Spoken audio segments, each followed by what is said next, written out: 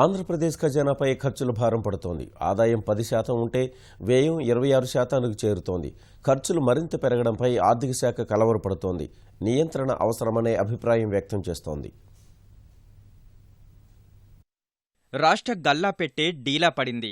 లక్ష్యానికి అనుగుణంగా రాబడి లేని కారణంగా ప్రణాళికేతర వ్యయం బాగా పెరిగింది. ఇది ఆర్థిక శాఖను వణికిస్తోంది. ఈ ఏడాది నవంబర్ 1 నాటికి ప్రభుత్వ రాబడి లక్ష్యం 82,634 కోట్లు కాగా 66,106 కోట్ల ఆదాయమే వచ్చింది. ఖర్చులు మాత్రం 73,490 కోట్ల పైమాటే.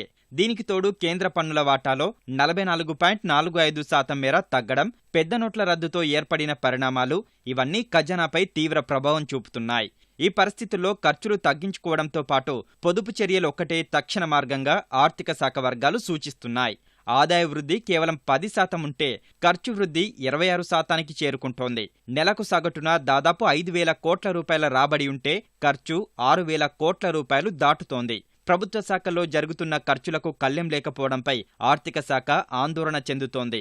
20,000 కోట్లు కావాలని నీటిపారుదల శాఖ కోరగా బడ్జెట్లో 8,000 కోట్లే కేటాయించారు. అదనంగా మరో 8,000 కోట్లు ఖర్చు చేశారు. ఒక్క పట్టిసీమకే 1,600 కోట్లు పెట్టారు. బిల్లుల చెల్లింపు కోసం అదనపు నిధులు విడుదల చేయాలని ఆ శాఖ నుంచి ఒత్తిళ్లు వస్తున్నాయి. కృష్ణా పుష్కరాల కోసం ప్రభుత్వం 1,500 కోట్లు ఖర్చు పెట్టినా బడ్జెట్లో దానికి కేటాయించింది 250 కోట్లే. ఇలా పలు శాఖల్లో ప్రత్యేక కార్యక్రమాలంటూ బడ్జెట్తో సంబంధం లేకుండా వ్యయం జరుగుతోంది. ప్రస్తుతం సుమారు 1,200 కోట్ల రూపాయల వరకు బిల్లులు చెల్లింపుల కోసం ఎదురు చూస్తున్నాయి. ప్రభుత్వం ఇప్పటి వరకు ప్రణాళికేతర ఖర్చుల కింద 73,490.54 కోట్లు ఖర్చు చేసింది. ఇందులో రెవెన్యూ విభాగం ద్వారా 64,004.38 కోట్లు, మూలధన వ్యయం 7,676.05 కోట్లు, సిబ్బందికిచ్చే రుణాలు, ముందస్తు చెల్లింపుల కింద 956.59 కోట్లు, రుణాల చెల్లింపుగా 853.52 కోట్ల వరకు ఖర్చు చేసింది.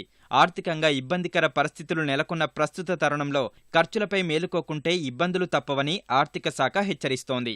వ్యయంపై నియంత్రణ, పొదుపు చర్యలు తీసుకోవాలని సూచిస్తోంది.